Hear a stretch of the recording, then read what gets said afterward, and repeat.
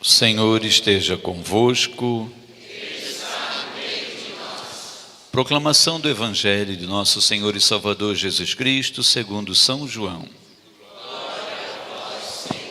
Era antes da festa da Páscoa. Jesus sabia que tinha chegado a sua hora de passar deste mundo para o Pai. Tendo amado os seus que estavam no mundo, amou-os até o fim. Estavam tomando a ceia.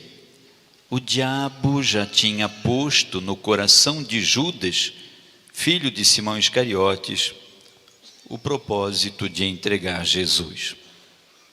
Jesus, sabendo que o Pai tinha colocado tudo em suas mãos e que de Deus tinha saído e para Deus voltava, levantou-se da mesa, tirou o manto, pegou uma toalha e amarrou-a na cintura. Derramou água numa bacia e começou a lavar os pés dos discípulos, enxugando-os com a toalha que estava cingido. Chegou a vez de Simão Pedro e Pedro disse: Senhor, tu me lavas os pés? Respondeu Jesus: agora não entendes o que estou fazendo, mais tarde compreenderás. Disse-lhe Pedro: tu nunca me lavarás os pés. Mas Jesus respondeu: se não te lavar, não terás parte comigo. Simão Pedro disse: Senhor, então lava não somente os meus pés, mas também as mãos e a cabeça. Jesus respondeu: quem já se lavou não precisa lavar senão os pés, porque já está todo limpo. Também vós estáis limpos, mas não todos. Jesus sabia quem o ia entregar, por isso disse: nem todos estáis limpos. Depois de ter lavado os pés dos discípulos, Jesus vestiu o manto e sentou-se de novo à mesa. E disse aos discípulos: compreendeis o que acabo de fazer?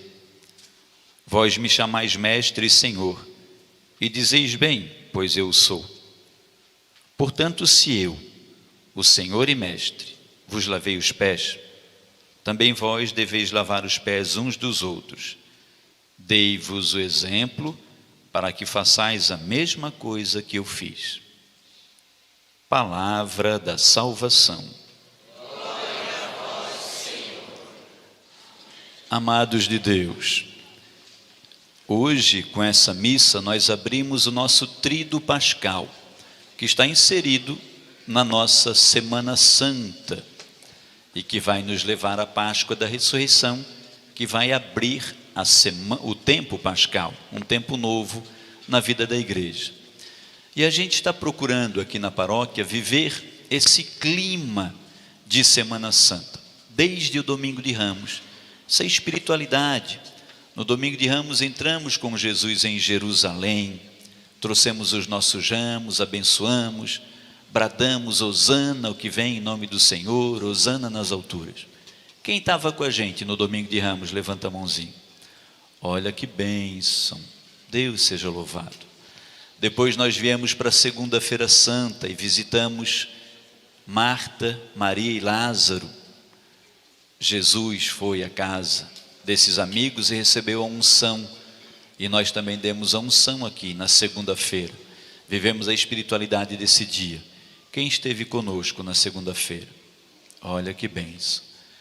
Nós voltamos com Jesus na terça-feira para a celebração penitencial, porque Jesus se entrega por amor de nós para trazer para a gente o perdão dos pecados. Por isso vivemos aquela bela celebração penitencial. Quem esteve com a gente na terça-feira? Olha que graça. E ontem, quarta-feira, estávamos aqui na quarta-feira santa junto com Jesus e com sua mãe Maria.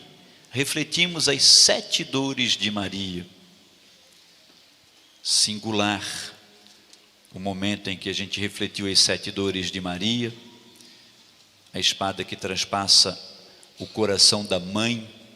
Especialmente nós podemos na celebração de ontem nos solidarizarmos com as mães das crianças vítimas dessas últimas loucuras que a gente nem repete, né?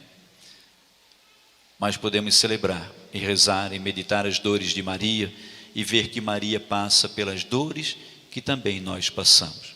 Quem estava com a gente ontem, na quarta-feira, Olha que bênção. Obrigado.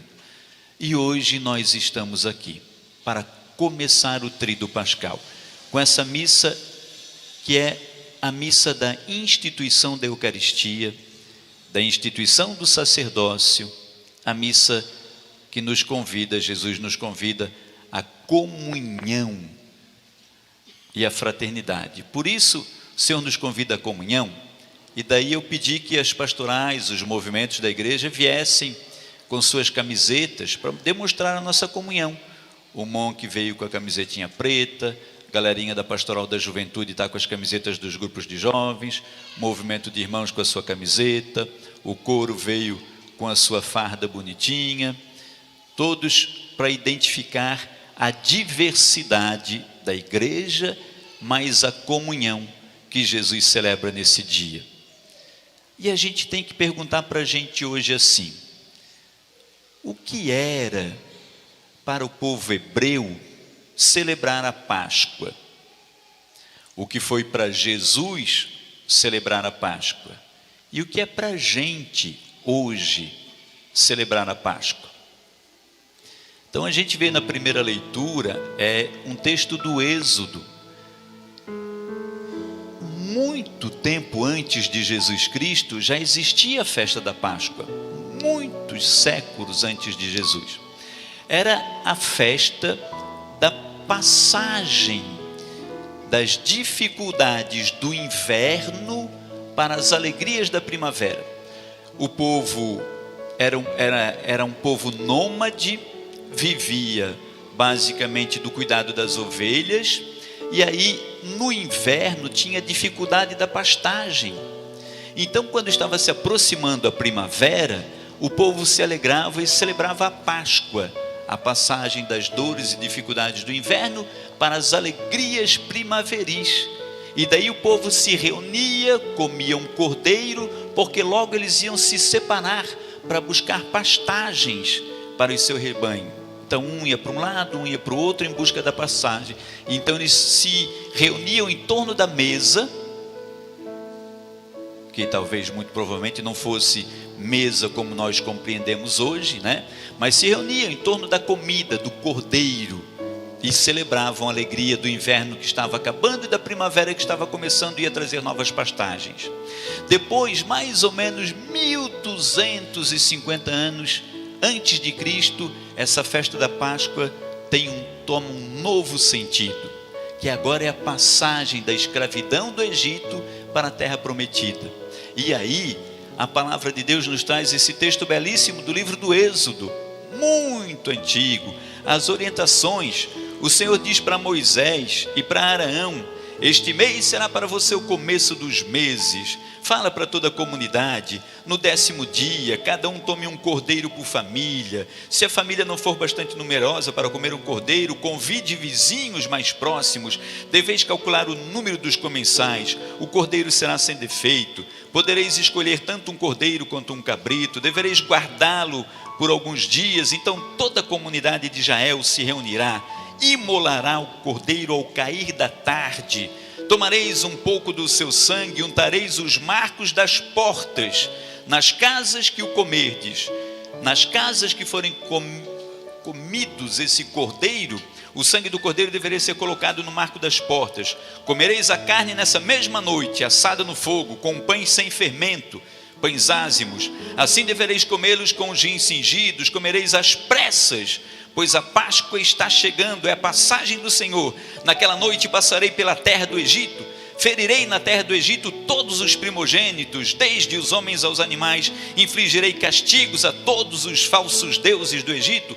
O sangue servirá de sinal nas casas onde estiverdes. Ao ver o sangue passarei adiante, e não vos atingirá a praga exterminadora. Este dia será para vós uma festa imemorável, em honra do Senhor, que é vez de celebrar por todas as gerações como instituição perpétua. 1250 anos antes de Cristo. O povo que já celebrava a Páscoa recebe agora de Deus uma nova forma para celebrar.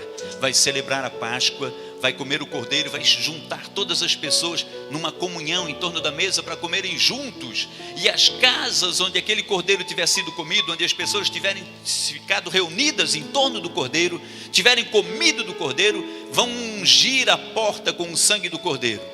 Naquelas casas onde as pessoas estiverem reunidas em torno do cordeiro, reunidas em comunhão, as portas serão marcadas com o sangue do cordeiro. O Senhor Deus vai passar para trazer castigo por todo aquele povo que vivia no erro e pelos falsos deuses, mas as casas ungidas com o sangue do cordeiro serão preservadas, nenhum mal vai acontecer.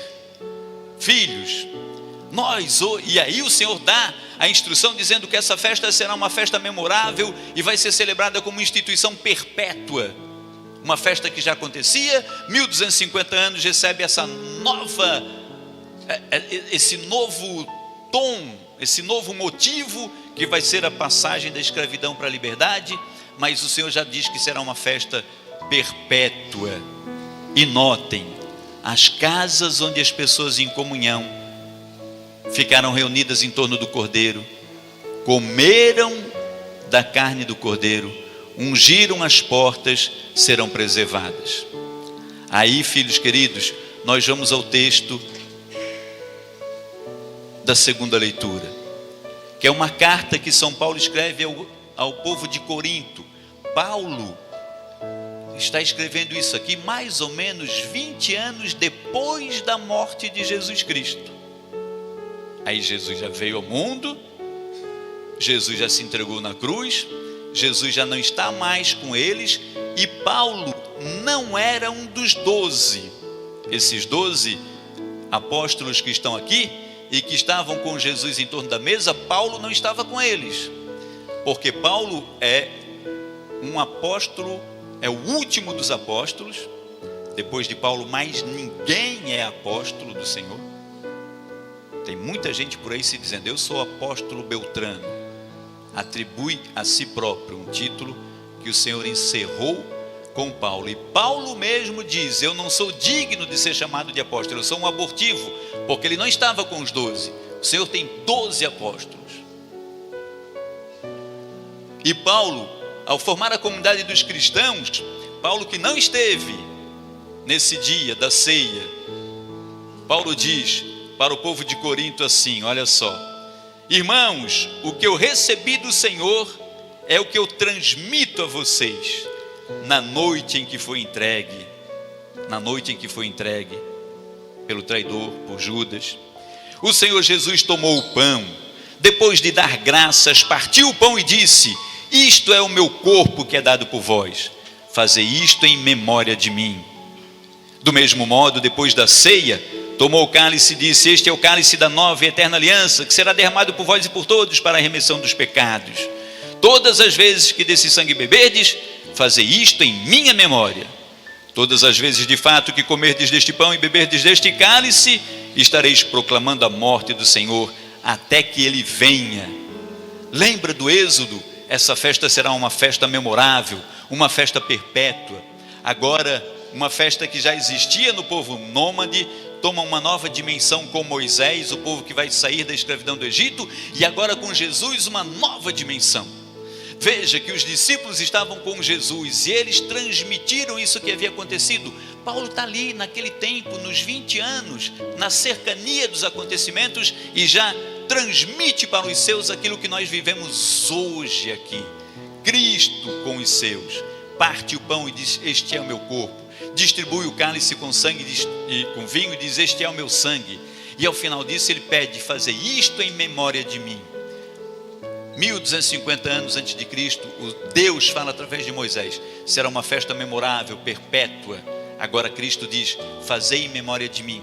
Diz para aqueles 12, para os 12 que lá estavam: fazer isto em memória de mim. Sabe o que aqueles 12 entenderam quando Jesus disse? Agora nós temos essa missão. Nós, porque o Senhor Jesus não estará mais conosco, então somos nós, cada um dos 12 que lá estava, cada um daqueles 12 recebe nesse dia o sacerdócio ministerial. Eles vão, a partir desse dia em que Jesus estava, cada um dos 12 passar a celebrar em memória de Cristo. Isso acontece na quinta-feira como hoje. E aqueles 12 que estavam com Jesus e que receberam de Jesus a graça de participar com Jesus, receberam um sacerdócio ministerial. Depois da ressurreição de Cristo, que nós vamos celebrar no primeiro dia da semana, por isso que o dia que nós guardamos é o primeiro dia da semana, porque é o dia da vida nova, da ressurreição. A palavra de Deus diz, 7 dias depois, no primeiro dia da semana, os discípulos, esses que aqui estão, estarão reunidos no cenáculo em Pentecostes, na casa onde aconteceu esse momento. Uma semana depois desse momento, uma semana depois da ressurreição, os discípulos vão voltar a este lugar aqui. Está lá no livro dos Atos dos Apóstolos. E neste lugar aqui, uma semana depois da ressurreição, primeiro domingo depois do domingo da ressurreição, os discípulos estarão, e a palavra diz, perseverando na oração, na doutrina dos apóstolos, já começaram a partilhar as coisas que tinham acontecido, e na fração do pão. É a primeira missa. Hoje é o dia em que o Senhor institui o sacerdócio ministerial. Esses discípulos que aqui estão, que estavam com Jesus à mesa, receberam do Senhor essa missão, depois foram chamando os outros, impunham as mãos, rezavam por eles, e eles continuavam a celebrar a Santa Missa. Depois eles instituíram os primeiros bispos. Pedro foi o primeiro Papa, Pedro estava aqui nessa mesinha.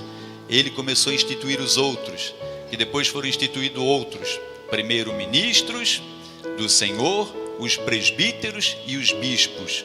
E os bispos ungidos por Pedro, que estava aqui, começaram a ungir outros ministros e presbíteros como esse, até chegar a nós hoje, a mim, que também fui ungido por um bispo, que antes foi ungido por um outro bispo, que foi ungido por um outro bispo, foi ungido por um outro bispo, que foi ungido por um dos 12 apóstolos.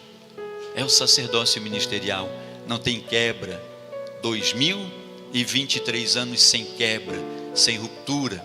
Hoje, além do sacerdócio ministerial, o Senhor institui a Eucaristia, que é o que os sacerdotes trazem para a gente. A cada dia, a cada instante, a cada Santa Missa, quando um sacerdote coloca sobre o altar o pão e o vinho, faz a oração pedindo o Espírito Santo, reza as palavras de Cristo: este é meu corpo, este é meu sangue, fazer isso em memória de mim. Não é uma encenação, é uma atualização daquele momento. A cada missa nós vivemos de novo essa graça. E a palavra diz: todas as vezes que fizeres isto, estareis celebrando a morte do Senhor até que Ele venha na sua segunda vinda. É uma festa memorial, é uma atualização do sacrifício de Cristo. Por isso é que depois da Santa Missa, lá no texto da primeira leitura, nos textos do Antigo Testamento, o sacerdote, ele apresentava aquela oferta do cordeiro por todos, pelo pecado de todos. Por isso é que ao finalzinho a gente diz, né, a gente faz aquela oração, quando o sacerdote ergue o sangue e o corpo de Cristo, o sacerdote disse: por Cristo, com Cristo e em Cristo, a vós Deus Pai, porque é para Deus, na unidade do Espírito Santo, porque é com o Espírito Santo, toda honra e toda glória, agora e para sempre. E a Assembleia berra com força: amém. Eu creio que o sacerdote está apresentando a Deus através de Cristo. Hoje, ao instituir o sacerdócio ministerial e ao instituir a Eucaristia, o Senhor se transforma na vítima, que é o cordeiro, no altar, onde era imolado o cordeiro, que agora vai se transformar no altar da cruz, e no sacerdote que oferta. Ele é o altar, a vítima e o sacerdote que oferta em favor de todos. E quando termina, o Senhor pede isso: fazei em memória de mim. E Ele faz ensina uma outra bênção para a gente nessa noite. Ele vai tirar o manto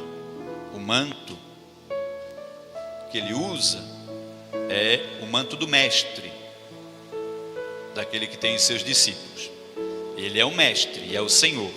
E o que ele faz? Ele se despoja desse manto do mestre, do Senhor, enrola uma toalha na cintura e vai lavar os pés dos discípulos. E aí é preciso a gente entender. Outro dia eu já falei isso, mas nem todos estávamos aqui. Nós temos que entrar no contexto. Aqueles 12 apóstolos que estavam lá seguiam o mestre, que era Jesus. De repente, nessa ceia, Jesus tira a roupa do mestre, enrola uma toalha e Jesus começa a lavar os pés dos seus discípulos. O que aqueles discípulos entenderam? No contexto histórico, existia na época de Jesus os escravos. Os escravos tinham alguma habilidade, por isso os seus senhores os compravam para que eles fizessem alguma coisa. Tinha escravo que tinha habilidade administrativa e ia cuidar dos negócios dos seus senhores. Escravos que tinham habilidades culinárias, iam fazer comida para os seus senhores. Escravos que tinham habilidade de limpeza, iam cuidar dos palácios dos seus senhores. Outros tinham habilidade para cultivo das lavouras, outros para cuidar do gado. E tinham aqueles escravos que ou ficavam adoentados, ou eram fraquinhos. Aqueles escravos que não tinham habilidade para nada, não servia para nada. O escravo que não tinha utilidade, o escravo que o seu senhor não conseguia vender para ninguém. Esse escravo era usado para lavar os pés dos seus senhores e também dos convidados que chegassem à casa do seu senhor, para que eles fossem purificados. Então, quando Jesus se levanta daquela mesa, despoja do manto, pega a toalha e começa a lavar os pés dos discípulos, no contexto histórico, o Senhor está se colocando no lugar do escravo mais imprestável que existia, do escravo que não servia para nada. E ele termina dizendo assim: dei-vos o exemplo para que façais o mesmo. Então ele está instituindo também a caridade, está instituindo também a humildade, ele está instituindo o sacerdócio. E hoje todos nós, os padres, estivemos na missa pela manhã com o bispo, e acontece isso no mundo todo, para renovar os nossos votos sacerdotais. Instituiu a Eucaristia, e a Eucaristia é essa grande graça que nos reúne. Nós temos que pensar numa coisa: Deus quer nos manter unidos, como lá no Antigo Testamento, as casas onde as pessoas comerem do Cordeiro serão marcadas pelo sangue do Cordeiro, e o Senhor não lhes infligirá nenhum mal. Hoje nós comemos de um Cordeiro que é o próprio Cristo, Cordeiro de Deus que tira o pecado do mundo. E as casas marcadas, as casas que comem do Cordeiro, as casas que se alimentam da Eucaristia, também serão preservadas de todo mal. É um novo nascimento. Foi um novo nascimento o dilúvio, é um novo nascimento o Cristo que passa por sua Páscoa, desce à mansão dos mortos e ressuscita uma vez por todas, destrói a morte. A morte não tem mais poder sobre Jesus. Para nós cristãos, esses dias de Páscoa nos dão mais uma certeza: a morte é uma vez só. A gente morre uma única vez. Para o cristão não faz sentido morrer, voltar a viver e morrer de novo, porque a morte não tem mais poder. A morte não pode vir de novo sobre uma pessoa. É uma vez. A morte foi destruída por Jesus. Nesses dias nós vivemos com Jesus essa grande graça da ressurreição. Ele morre uma vez por todas, destrói a morte não tem mais poder sobre nós. Ele nos dá a ressurreição e a vida eterna. Por isso que esses dias de Semana Santa são essa grande catequese. Por isso que hoje aqui também nós trazemos as nossas crianças, que este ano vão receber a primeira Eucaristia, porque também vão fazer parte dessa mesa. Também estarão comungando do corpo e do sangue de Cristo, também estarão marcando as suas casas com o sangue do Cordeiro, para que a peste não os atinja, para que sejam preservados. Agora, não basta só comer do sangue do Cordeiro, a gente tem que viver como quem come do sangue do Cordeiro. Não é só comer do pão e beber do cálice, é viver como quem come e como quem bebe. É crer. A Eucaristia nos convida a viver aquilo que a gente crê. A cada missa, se você vai à missa todos os dias da semana, cada missa você celebra a sua Páscoa. A Eucaristia é a Páscoa. Se você vai à missa todos os domingos, nós temos a nossa Páscoa semanal, cada domingo. E Deus ainda nos dá as graças de a cada ano vivermos a nossa Páscoa, o nosso tempo pascal. Mas é preciso que nós não sejamos apenas cristãos pascualinos, cristãos só da Páscoa anual. Preciso que a gente respeite o mandamento de Deus da Páscoa mensal, da Páscoa semanal, da Páscoa do domingo, que é o dia do Senhor. É preciso que a gente, assim como responde o que significava para os hebreus viver a Páscoa, o que significou para Jesus viver a sua Páscoa, entregar a vida dele por nós, o que significa para mim e para você viver a Páscoa. Estarmos em comunhão, comermos juntos do corpo de Cristo, do corpo do Cordeiro que tira o pecado do mundo, e vivermos a graça de sermos de Deus e de passarmos para outros essa mesma graça.